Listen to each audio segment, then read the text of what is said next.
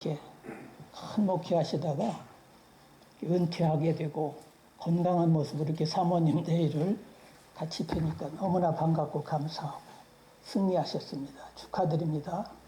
우리 박수 한번 쳐주시다.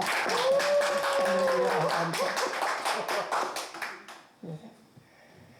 저도 모든 것이 제가 86년도에 목회를 시작했는데 대학원 때 마지막 논문학기 때 그래서 기도원에 가서 오살리 기도원에 가서 우리 이강선 목사님하고 그 음식 열으라고서 하나님 원하시는 교회 보내달라고 기도해서 갔던 것이 우리 강동교회였어요. 그래서 한 교회에서 한 교회에서 30년 했네요.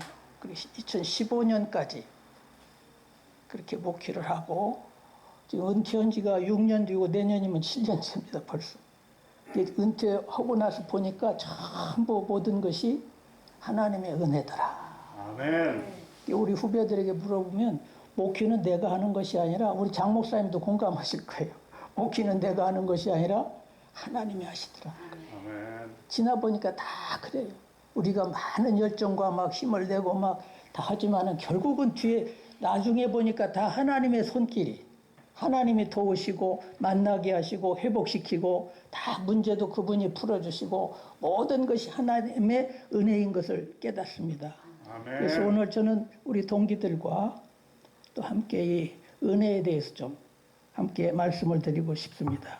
따라서 합시다. 은혜 위에 굳게 서라. 굳게 서라. 오늘 베드로서 지금 12절에 베드로는 이 서신서를 쓰고서 마지막 결론을 내가 이것을 쓴 것은 이유가 있다라는 것입니다. 그래서 마지막에 무엇이냐? 이것이 참된 은혜인 것을.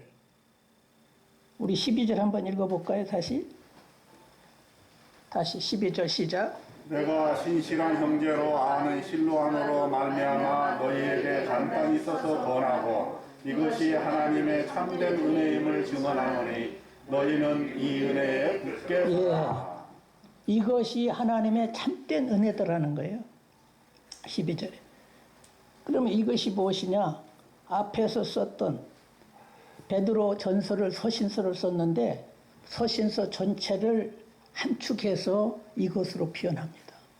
자기가 베드로 전서 후서를 다 이걸 했는데 이것이 하나님의 은혜라. 이것이 하나님의 참된 은혜임을 증언하기 위해서 너희에게 썼다라는 거예요. 그러면 이것이 무엇이냐를 보려면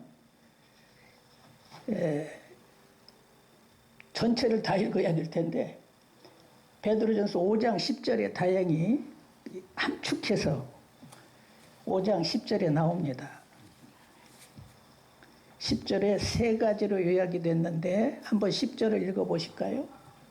모든 은혜의 하나님 곧 그리스도 안에서 너희를 부르사 자기의 영원한 영광에 들어가게 하시니가 잠깐 고난을 당한 너희를 친히 온전하게 하시며 굳건하게 하시며 강하게 하시며 혀를 견고하게 하시리라. 예, 그래서 10절에 보면 이것이 베드로전서를 썼던 그 모든 것을 함축해서 세 가지 은혜로 나누어서 이것이 하나님의 참된 은혜임을 증언하기 위해서 썼다라는 거예요.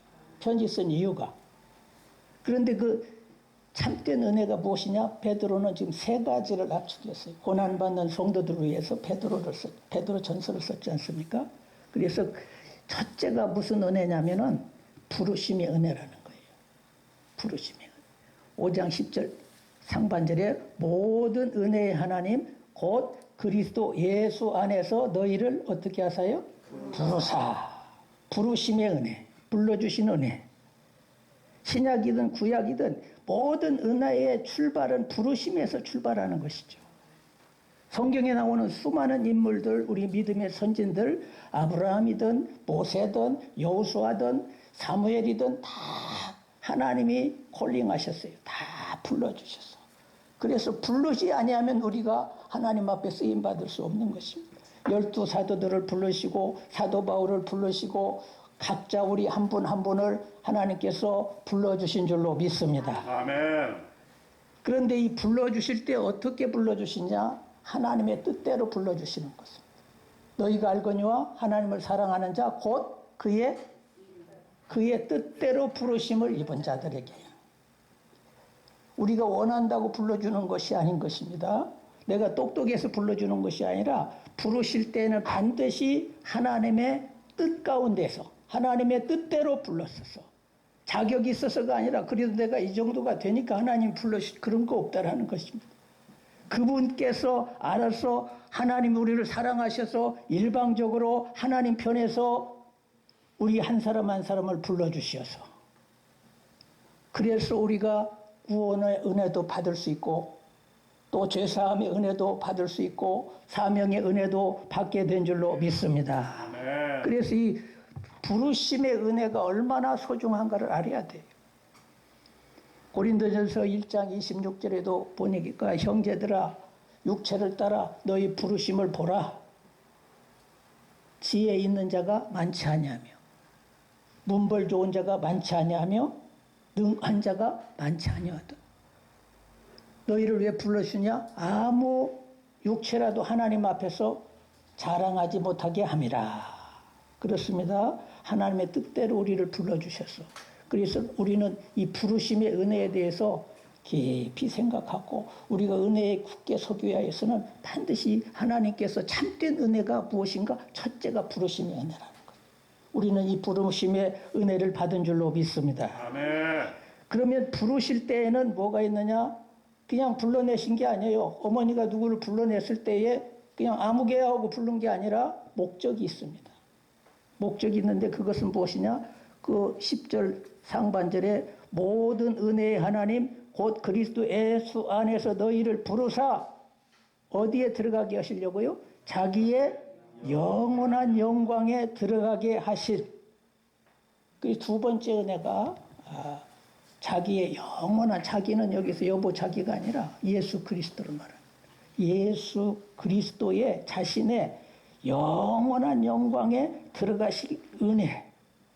그것을 위해서 우리를 불러주셨다는 것입니다. 이 영원한 영광이 무엇이냐 그러면 킹덤입니다. 킹덤. 하나님의 나라. 우리 하나님께서 우리에게 주시고자 하시는 것은 이 세상에서 뭐 면장 하나 시켜주고 뭐 어디 국장 시켜주고 그게 아니에요. 국장 된장이 아니라 하나님께서 그런 것이 아니라 땅 몇 평 주고 그러는 것이 아니라 하나님께서 우리에게는 영원한 기업, 영원한 상속자. 그래서 우리를 하나님의 후사라고 하잖아요. 상속자라고 하잖아요. 자녀임은 하나님의 후사요. 곧 그리스도와 함께 한 후사니. 그래서 우리에게 큰 기업을 그리스도와 함께 받을 영광의 기업을 우리에게 주시는데 그게 영원한 영광인 것입니다. 이 하나님 나라의 전체의 기업을 그가 받으실 영광을 자기의 영광을 우리에게 주셔서 들어가게 하시는 은혜가 두 번째 은혜인 것입니다. 왜 불러주셨습니까? 다른 것 때문이 아니라 우리에게 어마어마한 영원한 영광의 은혜를 우리에게 부어주시기 위해서 장차 그리스도 안에서 우리에게 누리게 될 무한한 영광의 은혜를 위해서 하나님께서 우리에게 불러주신 것을 생각할 때 우리는 얼마나 감사하고 우리는 다른 거 다 없어도 우리 앞에 다가올 그 어마어마한 영광이 우리 앞에 있다는 것을 기억하시면서 은혜 위에 굳게 서시기를 주의 이름으로 축원합니다. 아멘. 그래서 우리 가슴 속에 이 성도들의 가슴 속에 목표가 이 세상 것이 되게 하면 안 됩니다. 우리도 마찬가지지만 그러면 변질됩니다. 신앙. 언제나 그 나라 복음 신앙이 하나님 나라 복음이어야 돼. 하나님 나라 가슴 복음 가슴 뛰어서 하나님 나라를 목표로 해야 좁은 길로 갈 수 있고 그래서 이 영원한 영광에 대한 복음을 분명히 우리 성도들에게 이 참된 은혜를 심어줘야 돼요. 참된 은혜라는 것은 한마디로 얘기하면은 묵상해보면 거짓된 은혜가 있다라는 거예요. 이 이단들 많지 않습니까? 이게 다 거짓된 은혜들이. 그리고 싸구려 은혜가 있어요. 이런 것은 참된 은혜가 아닙니다.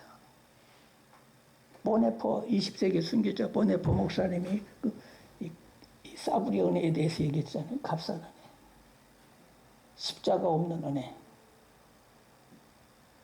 회개 없는 용서. 고백 없는 신앙. 희생 없는 제자도. 이런 것들을 다 이 싸구려 값싼 은혜, 성경이 얘기하는 은혜가 아니에요. 그래서 기복주의, 무조건 예수만 믿으면 만사 형통, 예?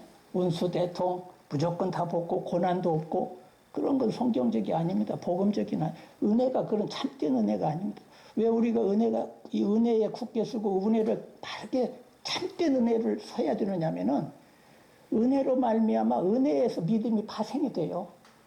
너희가 그 은혜로 말미암아 믿음으로 인하여, 그래서 은혜 뒤에 믿음이 따라오거든요. 은혜에 기반된 믿음이어야 되는, 거짓된 은혜가 믿음이 가짜 믿음이 되어버리면 이건 틀린 거가 됩니다. 그래서 이 베드로서 신서에서 이걸 참 우리 사역자들은 본인도 소중하게 여겨야 되겠지만은, 우리 성도들에게 이런 부분들을 하나님 나라 가슴이 되도록 잘 십자가 복음의 기준이 되어서, 그것을 통해서 부활을 통해서 영원한 나라가, 영원한 영광이, 영원한 기업이, 무너지지 않는 영원한 나라가 우리 앞에 있다라는 것을 기억하고, 할렐루야. 아멘. 우리는 이 믿음으로 이 은혜에 서야 될 줄로 믿습니다. 아멘. 그래서 이 세상의 영광은, 예, 세상의 영광은 풀의 꽃과 같다고 했어요. 모든 육체는 풀과 같고 모든 육체의 영광은 풀의 꽃과 같으니, 풀은 마르고 꽃은 시든다라는 거. 화무는 11억이라는 거. 아무리 아름다운 꽃도 10일이면 다 지게 된다는 것입니다. 어떤 세상 영광도 지금 대선한다고 막 세상 다 하지만은 다 며칠 있으면 몇 년 후면 또 물러가는 것입니다.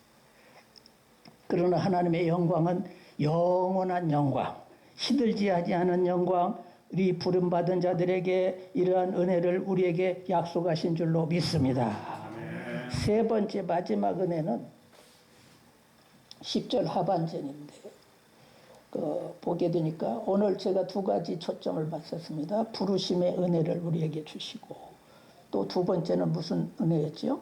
영원한 영광의 은혜. 따라서 합시다. 부르심의 은혜, 부르심의 은혜, 영원한 영광의 은혜. 영원한 영광의 은혜. 이 두 가지 은혜를 가지고 살아가는 성도들이 이 세상에서 살아갈 때, 누리며 살아갈 때에 겪어야 할 필연적인 하나의 은혜가 있는데, 우리가 그걸 별로 좋아하지도 않아요. 그 은혜는 안 받고 싶어요. 무슨 은혜냐? 고난의 은혜예요. 벌써 아무도 아멘 안 하지 않아요. 벌써. 그럴 줄 알았어요. 그런데 이 고난의 은혜가, 이 고난의 은혜가 참된 은혜임을, 세 가지 은혜 중에 이 고난의 은혜가 참된 은혜 속에 들어갑니다.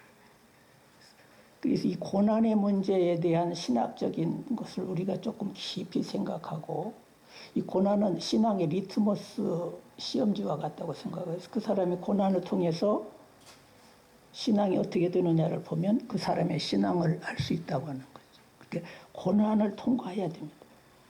고난 없이 광야 없이 가나안을 못 들어갑니다. 십자가의 고난 없이 부활이 없습니다. 근데 제가 오늘 이 말씀을 전할 때 보니까 우리 이모노 선교사님도 오시고 다 동기들도 왔지만은 다 뜻이 계신 것 같아요. 그래서 이 베드로는 지금 하루하루 믿음을 지키기 위하여 목숨을 걸어야 할 상황들입니다. 지금 성도들이 고난받는 갈라디아 교인들, 비두니아에 있는 교회들, 또 아시아에 있는 모든 로마의 핍박과 어려움 속에서 하루하루 목숨을 걸어야, 이 신앙을 위해서 걸어야 하는 그 고난 속에 있는 상황들에게, 그들에게 이 베드로는 지금 참된 은혜를 너희에게 증언하노니, 우리가 받은 복음으로 인하여 너희가 사명 때문에 겪고 있는 그 고통 속에서 손해와 억울함이 있다 할지라도 왜 이 고난이 참된 은혜인 것을 알아라는 것입니다. 이 두 가지 면에서 참된 은혜인 것입니다. 5장 10절을 한번 읽어보세요. B번 후반절에 잠깐 고난당한 거기. 두 가지 은혜 말고 이제 시작. 잠깐 고난을 당한 너희를 친히 온전하게 하시며. 자, 거기까지만 해봅시다. 이 고난에 대해서 베드로는 뭐라고 했느냐면은 잠깐이라는 말을 썼어요. 그냥 쓴 게 아닙니다. 왜 이 고난이 은혜이냐? 왜 참된 은혜이냐? 고난이 길고 은혜는 짧으면 참된 은혜가 될 수 없죠. 은혜가 아니죠. 고난만 장장 받고 짧게 영광, 그건 은혜가 될 수 없습니다. 그런데 이 고난은 잠깐입니다. 하나님이 우리에게 이 땅에서 받는 고난은 우리가 아무리 크고 어찌고 몇 년이라 할지라도 그 하나님 나라의 피에서 보게 되면 이 사도 바울이 로마서 8장 17절 18절에 그렇게 나와요. 제가 읽어드릴게요. 자녀임은 또한 상속자요. 아까 말씀드렸대로 상속자요. 그와 함께 할 상속자니 예수 그리스도 함께 한 상속자니 우리가 그와 함께 예수님과 함께 영광을 받기 위하여 고난도 함께 받아야 할 것이라. 아멘. 영광을 위하여 고난도 함께 받아야 할 것이라. 생각한데 현재의 고난은 우리가 지금 당하고 있는 현재의 고난은 장차 우리에게 나타날 영광과 좋게 비교할 수가 없어. 삼층전을 직접 맛을 본 분이에요. 이분은 가서 영광을. 하나님 나라의 영광이 어떤 것을 보고 지금 말씀하는 것. 그것은 세 발의 피다라는 거예요. 우리가 지금 여기서 우리는 고난 막 죽겠습니다. 어쩌습니다. 하지만은 너희가 잠시 후에 주께서 예비할 도래해야 될 그 영원한 영광은 상상할 수 없는 비교가 안 되는 그러므로 고난과 함께 고난도 함께 받아야 할지니라. 사도행전에 보면 너희가 천국 갈 때까지 많은 고난이 있으리라 하겠어. 사도들 우리 믿음의 선진들 고난 없는 분들이 우리 한 무도이나 있으니까. 여러분 목회하면서 지금까지 얼마나 피눈물 나는 얼마나 그런 고난들이 많았어요. 우리 임원우 선교사님 이따 간증도 하시겠지만 기가 막힌 고난들 우리 선진들 다 그렇습니다. 왜 이 고난이 유익이냐? 두 번째 제가 결론으로 말씀을 드리는 건데 10절 하반절에 고난이 가져오는 유익이 있습니다. 한번 읽어볼까요? 10절 잠깐 고난 받은 너희를 친히 온전하게 하시며 굳건하게 하시며 강하게 하시며 혀를 견고하게 하시리라. 보세요. 잠깐 고난 받은 너희를 친히 온전하게 하신다라는 것입니다. 여기서 온전의 의미는 준비를 갖추게 해준다라는 뜻입니다. 또 두 번째는 원상으로 복귀시켜 준다라는 뜻입니다. 우리가 신앙생활 하다 보면 나도 모르게 신앙의 길에서 벗어날 때가 있어요. 하나님과 멀어질 때가 있어요. 나도 모르는 사이에 멀리 갔더니 처량하고 고난이 멀리 가는 수가 있습니다. 그럴 때 딱 고난이 오게 되면은 어떻게 돼? 전신 바짝 차립니다. 그리고 그냥 다시 하나님께 부르짖는 거예요. 사사기 보면 나오잖아요. 고난이 오니까 부르짖는 거예요.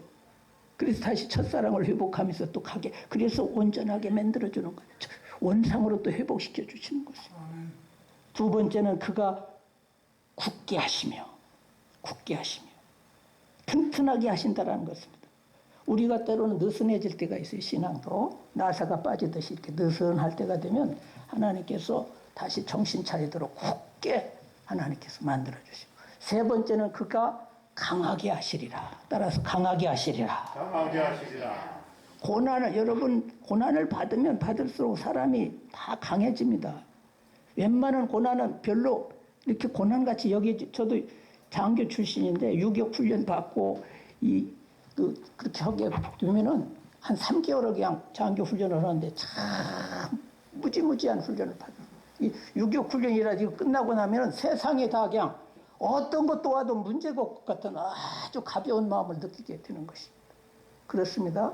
이 욥이는 그래서 내가 가는 길을 오직 그가 아시나니 그가 나를 단련한 후에 내가 뭐같이 나오리라? 정금같이 강하게 되어서 나오리라. 마지막으로는 네 번째, 터를 견고케 하시리라. 신앙생활은 집을 짓는 것과 같습니다. 우리 신앙의 집을 지을 때 제일 중요한 것이 터예요. 이 터를 모래 위에다 치면은 비바람이 언젠가 무너집니다. 신앙이.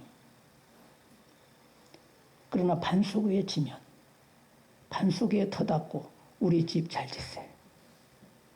세상 모든 사람들 집을 짓는 잘세.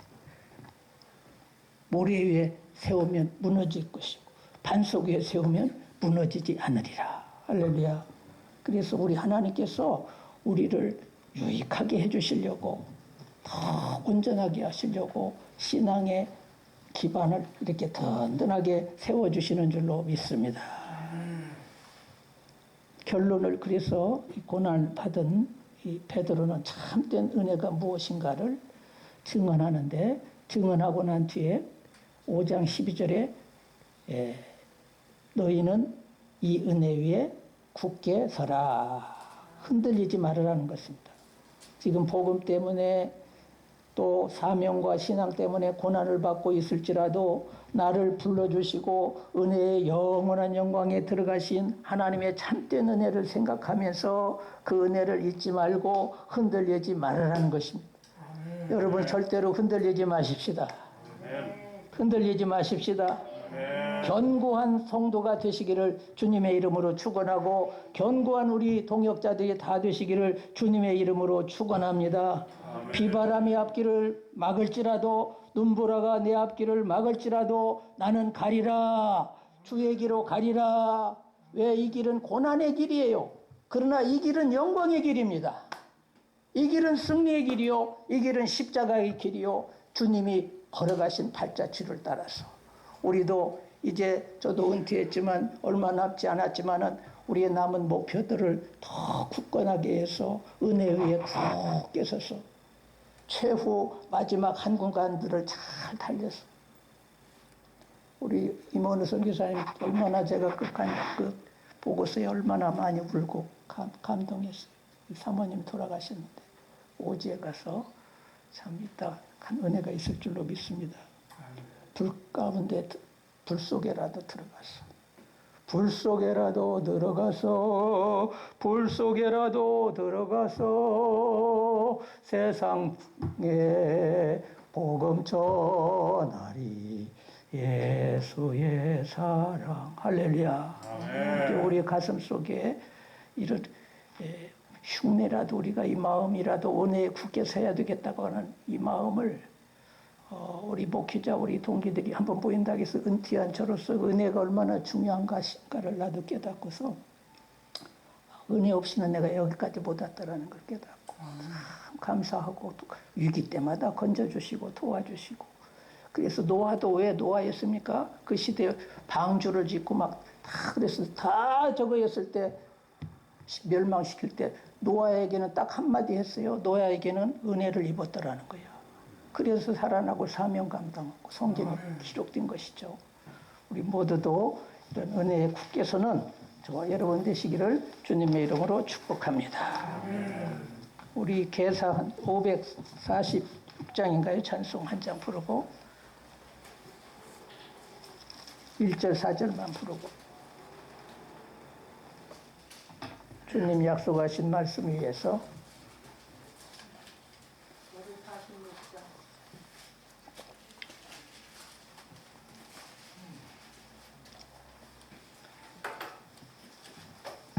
주님 약속하신 말씀 위에서 주를 찬송하리라.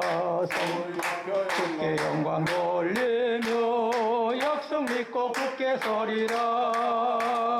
굳게 서리 영원하신 영광 위에 굳게 서리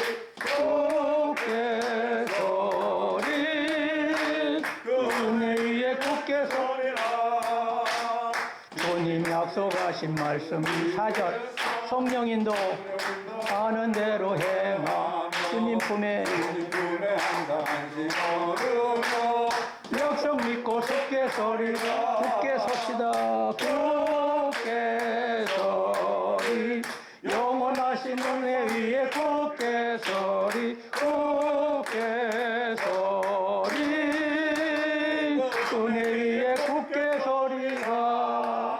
이 시간 우리 통성으로 주여 한번 3번 하시고서 우리 목사님 나올 때까지 기도합시다. 주여 주여 주여. 할렐루야. 감사합니다. 말씀 주신 주님을 찬양합니다. 아버지 하나님이여, 이 땅에 수많은 사람이 살아가고 있지만은 천에 하나 만에 하나 아버지 하나님께서 우리를 불러주시지 아니하였다면 우리는 영원한 멸망에 처할 수밖에 없었는데 아버지 하나님께서 값없이 우리를 불러주셔서